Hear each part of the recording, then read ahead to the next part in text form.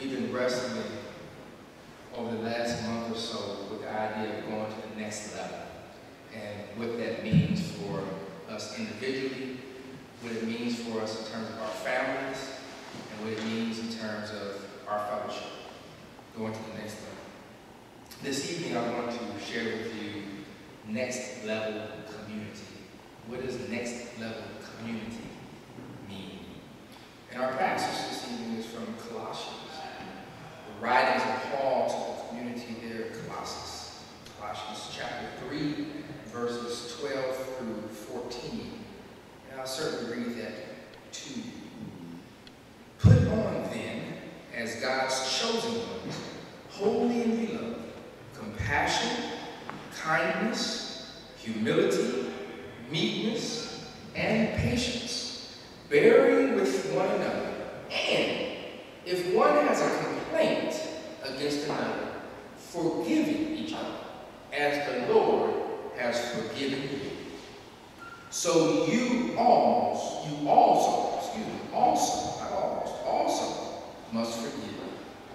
And above all these, put love, which binds everything together in perfect harmony. Above all these things, above the compassion, kindness, humility, meekness, and patience, put love, because it is love which binds everything together in perfect harmony.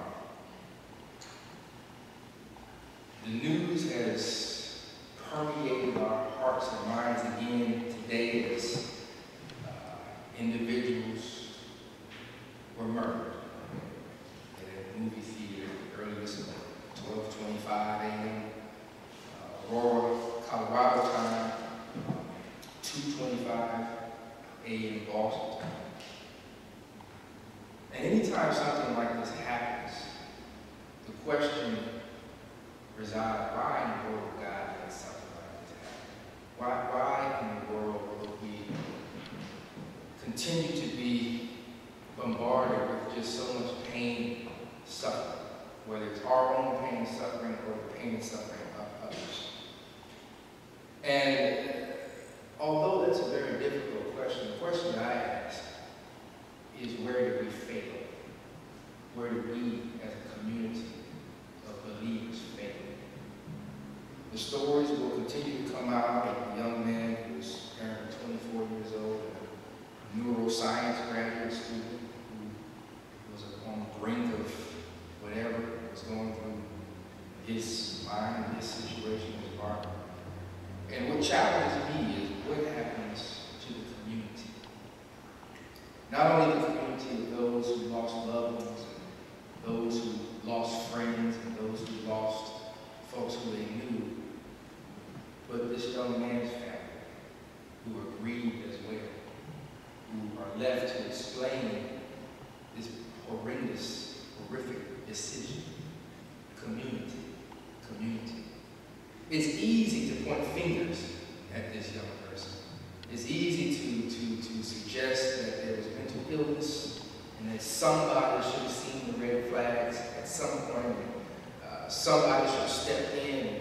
We have a tendency to point the finger at all the different areas. And so what I'm challenging us to think about this evening as we talk about next level community is, how do we point the fingers at ourselves to create a web so that we make sure that it doesn't happen anymore? Now, how can we take responsibility for people who we see each other maybe once a week, and we kind of talk in passing, but we really don't know each other. That's the essence of community, to take the time and to be intentional about learning to know one another. Paul here offers strategies to do this.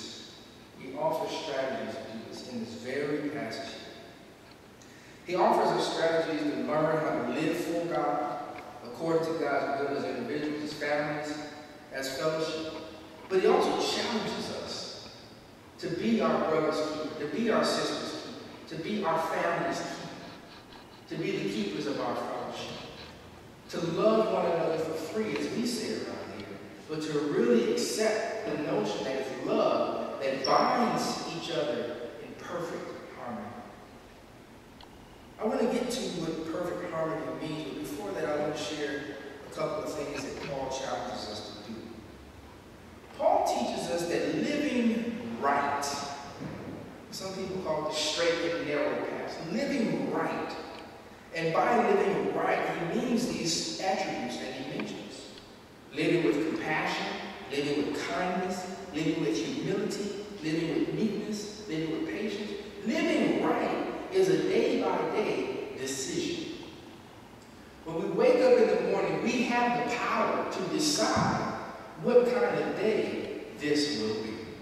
And I know many of us get into the other side of the coin in terms of, well, they keep doing this to me, and, folks keep stepping on my foot, and, but the reality is when you wake up in the morning, you have the power to decide whether this is going to be a good day or not so good day. You have the power to decide whether you're going to be compassionate on that day, whether you're going to be a kind-hearted person, whether you're going to have humility, whether you're going to be meek and patient on this day. You have a decision. And Paul reminds us that it's not about those who you can't control.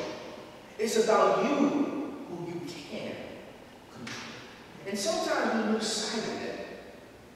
We are easily influenced as human beings. We're very relational. But the point is not that we need to be influenced. The point is that you can be an influencer.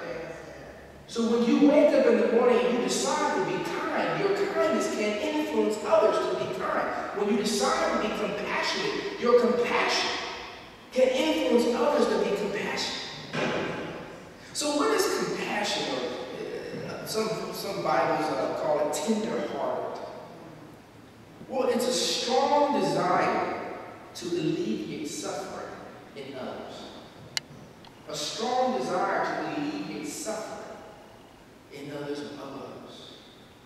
I really enjoy sometimes when we break out and I take the young people and we go in the back and we just have our little chat. And one of the things that I realize about our young people that we're so blessed is that our young people are really compassionate. When I asked them if you had one thing in the world that you would do, each of them, as we go down the line, shared that I would make sure that everyone could eat. I can make sure that everyone had good parents. I can make sure that everybody had money in their pocket. I can make sure, and it's not about what I can do for myself, but it's about the fact that these young people see so much suffering in the world. And sometimes parents will try to shelter them from the suffering, but they see it. And so it's our responsibility to raise them in an environment where we deal with reality and not act like things like this don't happen.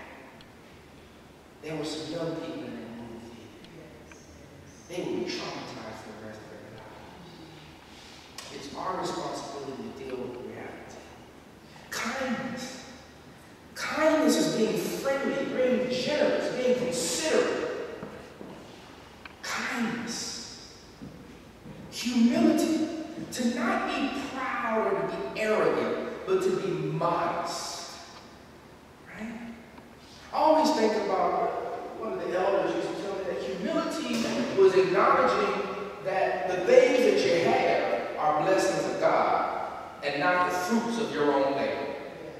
Humility is understanding that although you have worked hard all of your life, and although you have done the things that you needed to do to be successful and to provide for your family and do the things that are necessary, humility is realizing that even in spite of that what you have is a blessing of God and not the fruit of your own work. Then you have gentleness or meekness, right? This is to be calm, right? To be meek and mild, right? To be easy, right? Don't always be stressed and aggravated everything. Just to cool out, to be chill.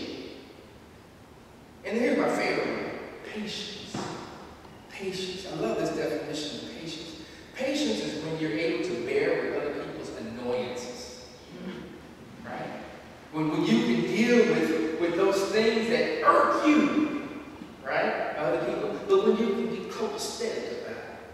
You realize the nuances of other people that don't really register with you, those boundaries.